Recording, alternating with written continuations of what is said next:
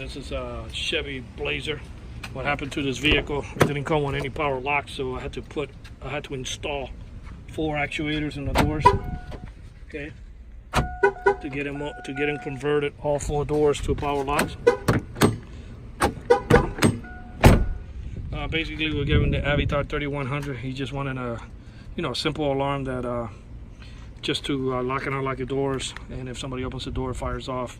It's got panic button right here in the center. If you hold the button down, it'll fire the alarm. Okay, so yeah, I mean, when you hit lock, all the doors are locked. Disarm. You'll be able to unlock and unlock the doors. Now, finally, he's got will flash the parking lights when the alarm fires off. Hooked it up to the horn because he wanted everything like factory. If somebody tries to break the window, we'll fire off.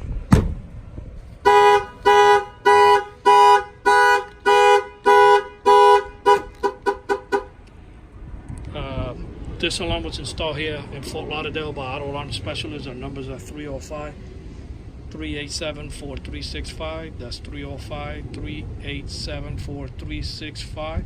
This is Auto Alarm Specialists of Fort Lauderdale. Thank you for watching this video.